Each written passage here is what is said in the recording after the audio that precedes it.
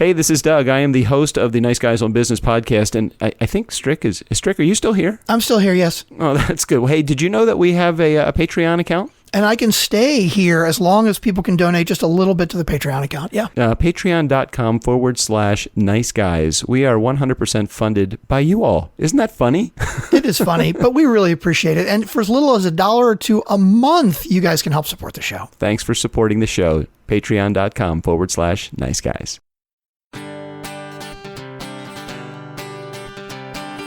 Have you ever wanted to start a podcast of your own, but you just didn't even know where to start? I mean, it's so complicated. It can be really complicated. Thank goodness we're here, Strick. Our team can help you do everything. Intro and outro music, that cool guy with a really deep voice to introduce you, show art, show notes, audio production, hosting. We can even send you a microphone if you need one. So if you are looking for a really unique creative marketing piece, turnkeypodcast.com is for you. We will take care of everything for you when it comes to creating a unique piece that you can send out to your market. You need to be the expert in your field, and the best way to do that is through podcasting. We can create an entire podcast season for you that you can send out as a marketing piece to your customers, to your potential customers, and let them know that you are the expert in the field. Call today for your free consultation. Just talk to one of the teammates that we have here at turnkeypodcast.com. Check it out. You're going to love it. It's going to be great. Here's what's next on the Nice Guys on Business. Have a one-on-one conversation. Listen to the person. Understand what's important to them. What do they care about? They're individuals.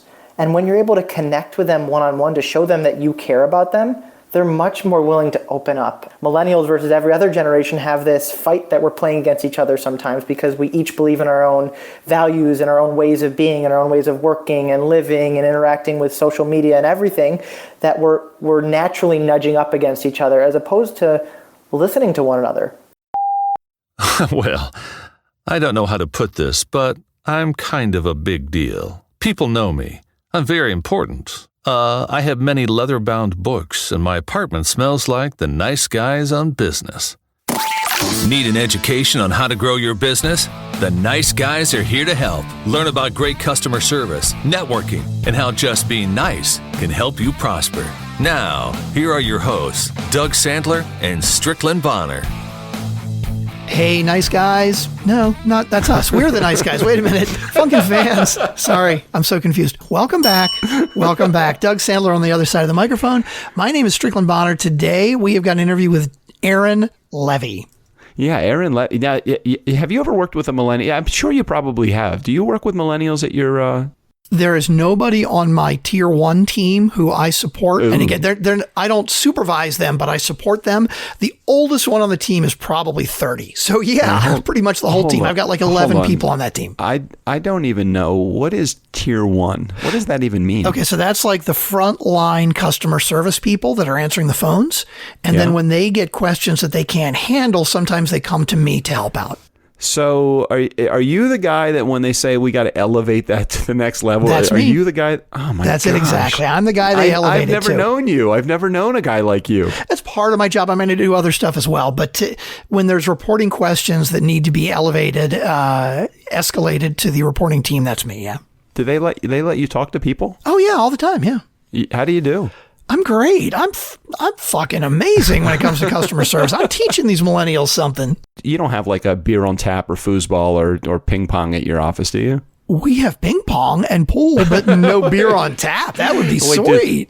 Do they let you bring like your dog in? Nah, nobody's brought a dog in, no. But it is definitely very casual, sort of nurturing workplace. I think that a lot of times that millennials get they get a bad rap. I mean, I really do think that they want to create an impact in this world, and I think that that's probably one of the catchphrases or one of the I guess the stereotypes that they fall into. But is it true? I mean, do they really want to make an impact? No, I think they do. It's really about wanting to be wanted and knowing that you are making an impact within the company, that you are making a difference with what you're doing. And it's so important. Aaron talks about one of the things on his website, which is raisethebar.co. Millennials have one foot out the door and the turnover is costing you $10,000 per loss. We've talked about this, actually not recently, probably ages ago, that when you lose an employee, right? Yeah. I mean, the cost is, there have been books written about this, but the costs are astronomical because it's not just about, hey, we need to put another ad out and we need to find the right person. It's like, you got to think about all the interviews that you need to do to try to find the right person. Then you need to train them, and you've got all the time that you're paying them while you're training them. And then how long does it take them to get up to speed to be as good as the person that left? I mean, the amount of money that it costs you to lose somebody good that you want to keep, it's unbelievable. And it's so much smarter to actually make the investment in them so they don't leave in the first place.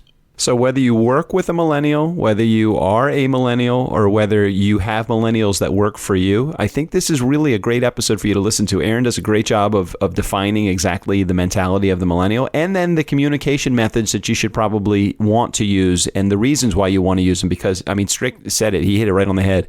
It's very expensive to hire new people. And I think that if you just understand where they're coming from, you'll be at a great advantage in the workplace today. Now, employee value proposition, manager soft skill training, all of these things, it's all about how you approach your employees. And it's so important because where you're coming from may not be where they're coming from. And the things that you think are problems are not always the same things that they think are problems. All right, so before we get there, let's just do a couple of little housekeeping things. We want to make sure that you're heading over. If you're on Overcast, just click on the little recommend button. That's the star. Okay, if you haven't done that recently, just make sure you go back and do that. We've kind of gotten in a really good stride. We are now at number 2 on Overcast. I think we were number 5 or 6 overall in the rankings. The number 5 or the number 6 most recommended show on all of Overcast. We're doing a great job, Funkin' fans. Nice Guy community, you're really helping us. Just continue to help. Just continue hitting that little gold star button, okay? That's every good. single episode. Let's see. We did that. Let's see. The promise statement. We provide I haven't actually had it in front of me the entire week. Really? You're being doing it off the top of your head? The Nice Guy's promise statement is to provide an experience that is educational and adds value to your life. That is entertaining and adds value to your life. What'd I say? Educational. Geez, educational was the part we dropped. Yeah, that's true. Because we don't want to live up to that bar. No, we totally don't want to educate anybody. No. It was to provide a learning experience, but we're not doing the learning education thing. We're just entertainment. It's over. Yeah, it's over. Hey, Strick, do you think that maybe right around episode 400 we should just wrap this thing up? That's like in 2 weeks or something. We probably don't want to do that. What we want to do is hit 1 million downloads, and then we'll wrap it up. No, I don't know. I'm kind of enjoying myself. I really like this. Yeah, that's true. We almost have $100 on Patreon, too. Yeah, that's true. We're almost paying for the show right now with We're Patreon almost not donations. broke anymore. Almost. It's not bad. Not bad. But you guys could help us. You heard the Turnkey Podcast ad a little bit earlier. You could really help us by doing that. Yeah. Exactly. Okay, let's get to the interview with Aaron Levy. We are proud to be affiliated with 2 amazing networks, the C-Suite Radio Network, definitely, they are our homeboys, and the Greatness Podcasting Network as well. All right, are we set? Is that set? like we're cheating on both of them? I don't know how that works. Can we be affiliated with both? Is that okay? Yeah, we absolutely can. You know, have you ever seen like at the bottom of somebody's website, they have all of their clients and all the people that they're proud to be like associated with? It's the same thing here. We're equal opportunity whores. We're able to go. We're able to go to any network just as easily. We don't have any exclusivity with any network. I just wanted to make sure. Yeah, I think as long as we're promoting both, I think everybody is happy. Okay, fair enough. And Chris is happy. He's the guy that runs the Greatness Podcast Network. He's happy already. We've just started the affiliation with him, and he's happy already? He is happy. He wants listeners. He wants people to go over to his network. We're going to provide all the information in the show notes, how they can do that. There's a bunch of really good shows there. There's even a music show on that network too, Strick, that I want you to be a guest on. I think it's like Debating the Music Podcast. Yeah, I know. I want to check that out, but they're not on Stitcher or Google Play. I was trying to subscribe. We got to work on that. I think we're going to be like the tail wagging the dog. I think that we are going to be their anchor show. They're looking for a really, really strong podcast. And you think that's us? Can you believe they asked us? No. All right. I mean, I guess we got them all fooled. It's all good. Once again, we're pulling the wool over the network's eyes. Jeez, it is amazing. God, if a shit show like this one can actually rise to the top, I know, right? Talk about shit rising to the top. True. Very true. But you know what? We got a lot of great guests like Aaron Levy. Sure. What a great introduction. I'm sure Aaron appreciates it. Aaron's probably turned it off already. He doesn't even want to hear the rest of the interview. Yeah. Aaron, we're sorry. Come back. We're here. We're getting to the interview right now. All right, let's get to the interview. Aaron Levy, what again? Jeez, I cannot remember. I can remember the promise statement now almost, but I can't remember the name of our podcast. We are the nice guys on business. I think I had a stroke. Apparently. I have no idea. Oh my God, my left side. Okay. Let's get to the interview with Mr. Aaron Levy. If you work with millennials, have a millennial in your life, or you just want to understand a bit more about this group, as we all do, check out today's episode. Although this is a relationship, a cooperation episode, and even if you don't think that your life is affected by millennials, let's take a deeper dive about growth and development of you, because we all want to know, again, a little bit more about millennials and have some level of relatability. Our guest today, Aaron Levy, is an expert in this space. His company is called Raise the Bar. So let's raise the bar here on The Nice Guys. Welcome, Aaron, to the Nice Guys on Business podcast. Thank you so much. I'm glad to have you here. And this, and I, in the pre-interview, you said a little bit like you're normally the first guy that comes on a podcast talking about millennials. This literally is the first time that we've had anybody come on and talk about millennials, although we've had millennials that have come on the show. So why do you think that, let's start there. Why do you think that this is such a space that people aren't really delving too far into? You know what? It's really interesting, and I'm not 100% certain why. It's happened to me on other places where I talk and speak about it, and there's just not that many millennial experts. And I wonder if it's because of kind of Gen X and baby boomer frustration with millennials. I know there's a lot of conversation about how millennials are entitled and lazy and this, that, and the other. I think it's also a nature of where we are in life. We're, as a cohort of people, we're hitting the range of 35, so we're starting to be more relevant in the culture and in work and in business and starting our own companies. So I think in the next couple of years, you'll see a lot more people who are focused on millennials themselves. It's interesting because as I was introducing you, I'm thinking, am I introducing a millennial? Because I really don't know where you are. Strickland, my co-host, will never let me say what my age is on the show, so I can't say that, unfortunately. But I can say I'm at the tail end of the baby boomer era, right? So it sounds like you're in the millennial generation yourself. Yeah, I'm smack dab in the middle of the millennial generation, and that's why it's easy for me to kind of relate to the feelings. But also as a coach, I'm used to looking at different perspectives and understanding people at their core of why they do what they do and what they do. So it's a really interesting and fun place to be right now. All right. So help again in helping a little bit further define who they are, who you are. And I know that you're an expert in this space, so you won't have any problem with this. But I'm just going to say and I'm not coming at you from an offensive, and please don't take any disrespect out of the comments that are going to come out of my mouth. Some of them come out of my mouth completely from ignorance. So just pardon me for a second. So I keep hearing, Aaron, that millennials will change the world in a positive way. So tell our impatient listeners how, because I think that so many people are tired of hearing about foosball and micro beer on tap at their offices. Millennials want to make an impact. So talk to me, Aaron, about some of those comments in there. Yeah, and I love that millennials will change the world in a better way, and I like to hope and believe that as well. And I think it's a difference in the generations, whereas boomers were more, their value is more on experience and their work is their career. Gen Xers, my work is my job, I'm more independent, I'm more practical and savvy. Millennial, the generation, they believe work is a calling. They're more loyal to their community. They value contribution, they're more selfless and rational and competent, which is no surprise why you see a stronger push towards community or global issues like global warming and socially driven companies and socially driven missions that people are gravitating towards, because that's what millennials gravitate towards. They gravitate more towards the community, more towards how am I making an impact? How is my company making an impact on the world in a better way? How's the work I'm doing on a daily basis, whether in my day job or in my side gig or the volunteering I'm doing making an impact. And that's a really big part of the millennial generation. So we do hear a lot, oftentimes we'll hear a lot of negative, and I know that there's a lot of positive in there as well. Millennials are stuck on their phone. If we look at the negative side, they're impatient. They don't stay at their jobs for more than 10 minutes.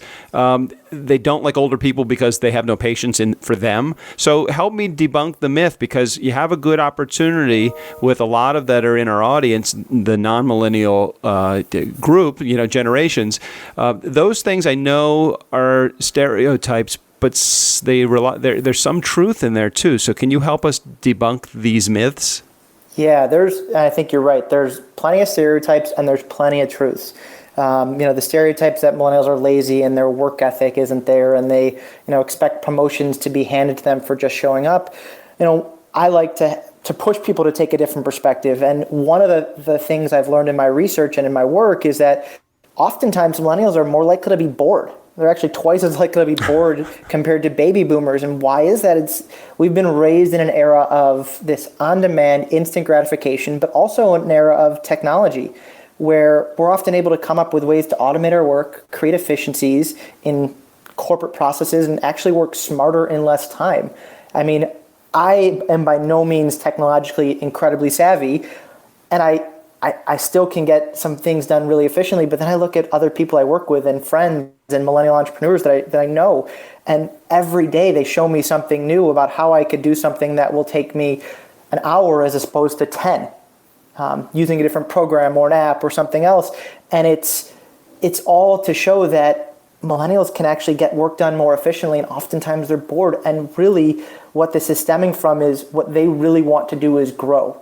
And so growing is so important. And if they don't feel like they're doing that in their company, what they're going to do is they're going to be empowered to take their growth into their own hands and not wait for a company to hand it to them. So give me an example, Aaron, of a company, because you mentioned, sometimes they're on their own and sometimes they work for corporate America or corporate world. Give me an example of a company that does it right, that might be more of a household name, so that we can share some level of acceptance by the corporate world of millennials and share why they got it right, do you think? Yeah, okay. I'll give you a couple companies' names. One, and I'm not sure if this is as big of a household name, but they're a wonderful company. They're called Hierology.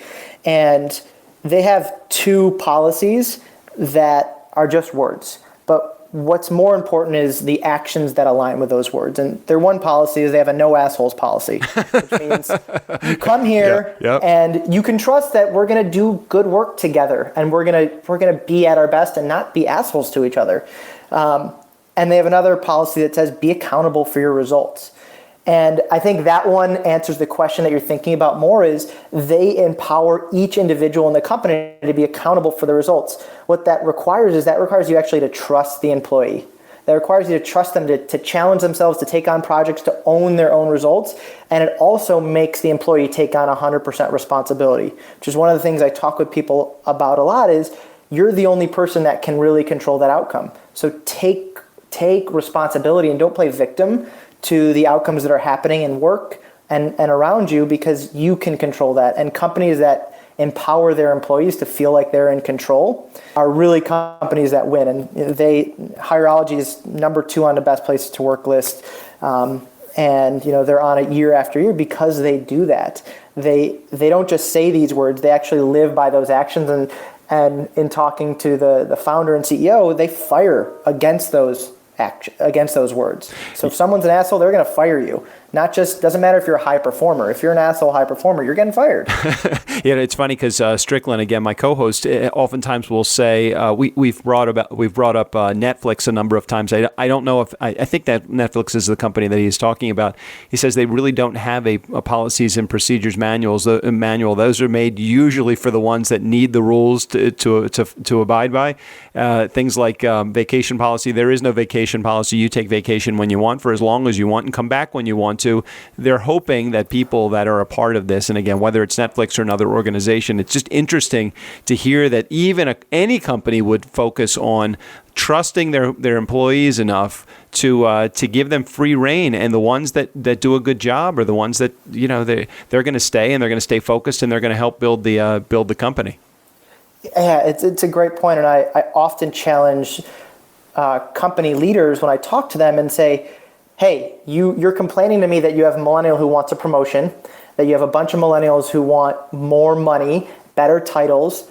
If we take a different perspective and we look at what that really means, it means they want what the external world is telling them is growth, right? If I put a new title on my LinkedIn page, that shows that I'm growing and moving up. If I get more money, that's an external way of saying, hey, I'm growing. So what they're really asking for is growth. And how can you help them grow if you're not going to give them more money or new title? What you can actually help them do is challenge them to take on risks, to take on new projects, to take on things that maybe in the past would have taken 10 years to get to that position to be able to take on that risk. What that also means on the back end is that you're not paying them someone who's been there for 15 years or 10 years to take on a project. And you're able to see what they can do and stretch and get more for your money. I mean, that, if anything, from the dollars and cents perspective, you can pay a younger employee less money to do higher quality work if you allow them to do it. It's interesting because both of my kids are millennials. I have a son that was born in 96 and a daughter that was born in 93. And they couldn't be any further apart from each other personality-wise or work ethic-wise. And while I love my son just as much as I love my daughter, it's just interesting to see that they are total products of their parents. I'm not going to share with you which of the parents is more motivated than the other, but at the same time, it's interesting just to understand that it's although there is a certain level of stereotype that is given to the millennial title or to the millennial badge, there is definitely an equal number of personalities that are out there as there are stereotypes to fit them. Help me for a second again. I hear the words a lot: entitled, narcissistic, unlazy, and focused. Or as Simon Sinek likes to say, they want free food in beanbags. I forget which video that I was watching that he shared, but I remember pulling that up. Share your thoughts on that for a moment, just about because I don't see a millennial as narcissistic, although that is a word that gets thrown around a lot. Do you have any idea where the confusion might be? Well, I think the confusion is in someone else's perspective. I was talking to a founder the other day, and he said, "Hey, I came to work 20 years ago when I started this thing, and I had my own purpose, and I didn't need anybody to give me anything to go and do hard work and have a good job. And now these millennials are coming in and they need me to one, sell the business to them, why they should be working here, and two, kind of give them a purpose once they're here." And so it can make you feel or make it seem like they are self-centered and they only care about themselves. And yet it's just not the case. They're just challenging the way we work these days to actually think about, okay, what's really important? It's actually having purpose. It's giving back. It's developing and growing as a community and myself. And those are just different priorities that tend to lean heavier on the millennial side. And as you said, it's also different by person, by family, by life experiences. And so I think it's just an unfortunate name that we get sometimes. No, I agree with you. And I have a hard time looking at my kids and thinking that there's any level of narcissism that goes on in their heads. I think there's some confusion. I think that we get confused about what they want, and we don't necessarily have a title for it or a trait that so if it's not like us, we think differently, and we might attach a negative stereotype to it rather than just say this is how they are. We need to work with them. Hey, listen, they are the future. We gotta work around this or work with this somehow. Yeah, exactly. That's what I So you don't really have a choice. Yeah, we don't have a choice. So let's talk technology for a second. They were definitely born with the internet, cell phones, text messages. They like likes, they love shares, and they hate being unfriended. So share with me and our community how this affects them just to their core. Well, yeah, I think you mentioned it. If we think about it, you think about all these different apps, from Lyft to Instacart. You can get your groceries. I can get shaving cream if I want it. I can go online right now while we're doing this podcast, order shaving cream, and it'll be here in 55 minutes, right? I can get my groceries. So you have this like instant gratification, which as humans, we're naturally heir to that side, but we've grown up in this era where we get what we want literally within the hour. And then on top of it, you get to see what's going on in your social world from Twitter, Facebook, Snapchat. You get to see all the vacations people are on. You get to see what else everybody else is doing. And so what it does is it enhances our need to be gratified, not just as millennials, but everybody, to an all-time high. And so we feel like we don't have to wait anymore. And it's also easier to see that the grass is greener. Right? I can see what my friend is doing, if his company just raised money or if he just got a promotion. And so it really makes it harder to appreciate where we are in the moment. And I say this not just as millennials, but I have a Gen Xer brother and parents that are boomers, and they're always on their phone too and less patient with the world and with what's going on. So I think it's just a part of what we see now, and what I call to people is actually to sometimes just sit and be present and notice what's going on. Yeah, I agree with the sit and be present. And I also agree that because there is the collection of all of these things, we group that collection of things into the millennial word. But yeah, there's a lot of things that I probably do that a millennial does also. And I know that I'm not as present as I should be. And I know that I'm probably more impatient than I should be, because this is such an instant gratification kind of world. So even as a boomer, I see myself as quote unquote having some millennial tendencies, and I really, and that really isn't saying an age; it's just saying more of a mentality. Do you agree with that? You know what I mean? Totally. And I think what's even funnier as you look at it and you actually take a dive into it is all these companies, Netflix and Lyft and Amazon. You would think they're started by millennials. You think they're all a bunch of 22-year-olds who are just running around building apps and doing whatever they want. Most of the founders of these large and these young companies are actually Gen Xers or boomers themselves. Mm-hmm. Gen Xers are more risk averse and more independent, and they're the people more likely to start a business and to actually create this environment that we're in. So I find it interesting to think about it that way, because I look at some family members who are older and stuck to their phones more than I am. And then I also think about the people who created those phones and created the environment that we're now kind of living with and in. Two things I want to just touch on just briefly, because we're running out of time a little bit, but I really want to focus on this just for a half a moment. The millennials, they love each other, but they're kind of numb to us, anyone that's outside of us, especially those that are older than them. How can we bend them to, or how can we bend to like them?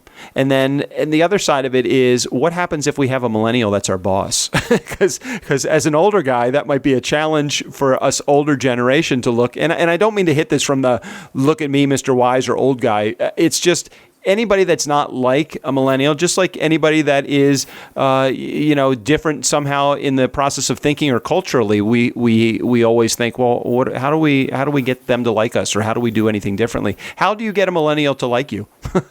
There we go. I love it. That's the question. I think that. I mean, it's such a difficult question. It takes a while to even get out. Sorry, I didn't mean to take a long time to get there, but I was trying to formulate this thought, and it really just came down to that. How do we get them to like us?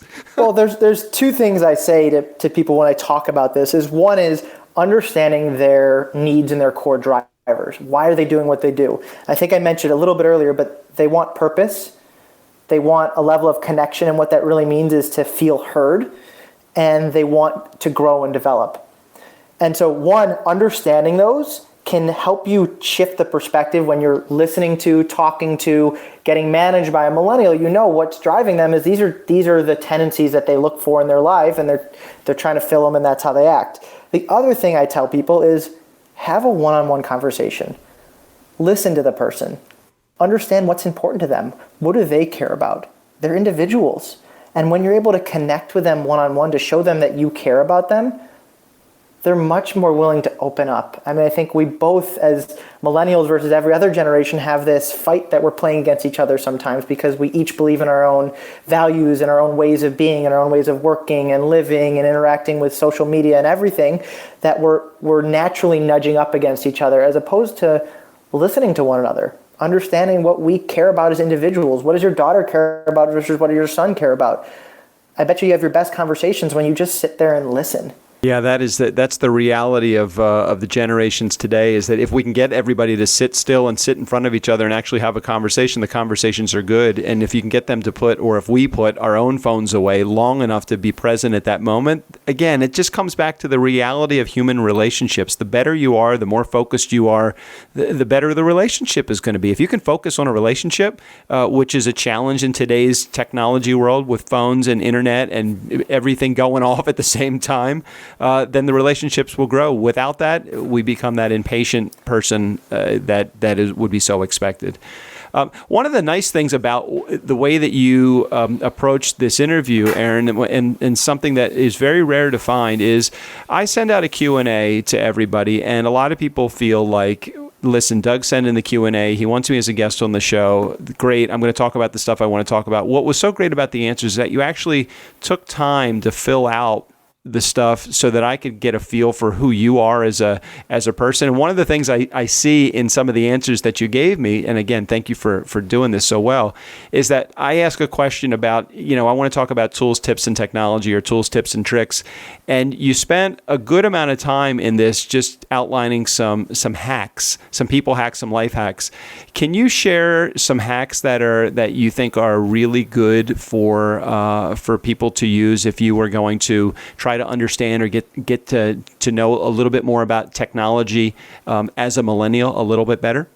Yeah, thanks for asking, Doug. There's plenty of things that I like to use, and probably the 3 or 4 biggest ones are, one, I use the undo send button, and that's through Gmail, and it's just a setting, and you can set it to 30 seconds, and what it does is once you send the email, you actually have a chance, it says up at the top, it says undo, and you have the chance to undo that, and it just kind of gives you, one, a reassurance, and two, I can't tell you how many times I've used that to help me think about, okay, let me think, should I be sending that email? Is that the right thing I want to send? After a while, you don't end up using it as much anymore because you're trained yourself, but I love that. And that is a good one, by the way. I use that. I started using that a couple of years ago, or whenever it was instituted. They said, hey, you can do an undo send. And many, many times I catch myself, I probably should word that a little bit more gentle, or maybe I wasn't as thorough as I should be, or maybe I was too thorough and I should go back and shorten it. I mean, I was just in LinkedIn, and I wished I had an undo send button there. I pushed something, I was like, oh no, bring it back. Yeah. I'm just so used to having it. Now they, when you say I have attached and you hit send, now it says, are you sure you want to send? You haven't attached anything yet. I don't know if you've seen that. I have. It makes life easier. It's great. Does. You're right about that. I also use Boomerang, and it's a plugin that goes into my email. And basically, if you sent me an email, Doug, I could say, I don't want to look at this. I know I don't need to look at it until right before the podcast. So what I'm going to do is I'm going to say, remind me, X day at X time. Or I can send you an email and I want to check in. Did you get it? Is everything all right? But I don't know when I want to do that. I can say, schedule it at X time, 2 weeks from now. If I haven't heard from Doug in 2 weeks, reach out to him. And so it does a really good job of helping manage my inbox so that I'm not losing emails, and I want to act on them right away. I want to do something about them right away, but it's probably not the right thing. So maybe wait 2 weeks or wait a week, and it really helps me do that. That is really cool. I have not tried Boomerang. I'm going to have to institute that into my inbox. It sounds like it's kind of like just a way to get rid of something for now and bring it back a little bit later when it's actually more important to you. Exactly. And I'm someone who's crazy about keeping my inbox clean. So I either put something in a folder or I boomerang it, and then I don't see it until I need to again. And then I can kind of move on with my day. So Aaron, I got to ask you this. This is probably the most important question in the entire interview. Do you have your cell phone anywhere near you? I do have my cell phone near me. Okay, great. Do you have an iPhone or something inferior? I have an iPhone. As all millennials have iPhones, don't they? I don't know that for a fact. That's probably a stereotype. Sorry, I didn't mean to further propagate a stereotype that will live on forever. It. So go to your texting app for a second. What is the last text message you either sent or received? What is the last? So I sent a handwritten text message saying pumped. That I was pumped for burger night with my friends tomorrow night. That's cool. And go to your photo app and tell me the last picture you either sent or received. This is great. The last It was a skit, a Saturday Night Live skit that I received from my sister-in-law, of people playing pickup basketball and just hitting themselves in the face with a ball. Nice. Some hilarious, stupid SNL skit, but great. Yeah, SNL was created, I think, in the 80s, or maybe it was even in the 70s. I think it was it the 70s? Could it be the 70s? I don't know. I wasn't alive. I can't tell you. Anyway, Aaron, if our Nice Guy community wanted to get in touch with you to find out more information about the services or the stuff that you provide, how can they do that? They can reach me at aaron@raisebar.co, or they can go to our website, which is raisebar.co. That's very cool, and we'll make sure that we put Aaron's information in the show notes so that you can get a hold of him. And his really cool website, Aaron, is that a self-made website, or did you? Because that's really extremely cool, very creative, and I haven't quite seen the flair that you have on your website for any other site. How did you get that? Well, Doug, I really appreciate it. My wife, when she listens to this, will appreciate it. She's been tremendously helpful in helping out with the website. We built it ourselves and just cool. Looked at other things. We think stealing is a great form of flattery, and so we look at other websites that we really like and enjoy and components. And then we used our network of friends and family to say, what do you like? What don't you like? And really open to feedback. And so we made, rapid changes and constantly making changes and tweaks, but now it's in a place that we love. So thank you. Nice. My pleasure. So that's good. I got you in good with your wife. I think that's always important. I didn't even realize that, but now that I know that I did that, that'll be even better. Aaron, thank you so much for being on the show today. My pleasure. Much appreciate you being on the show. And Nice Guy community, never underestimate the value and the power of nice. Again, special thanks to Aaron Levy for being a part of our show. Get more information in the show notes on Aaron and Raise the Bar. Thanks again, Aaron. Thanks, Doug. Steve O'Brien, go ahead and take us out of here. For the Nice Guys on Business, I'm Steve O'Brien. Looks like they made it through another one. I don't know how they do it without falling asleep in the middle.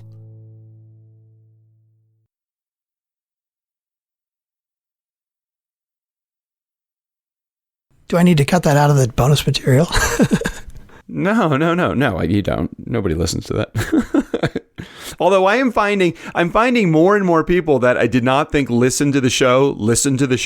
Well, apparently your daughter listens every once in a while. Every once in a while, I think she listens too.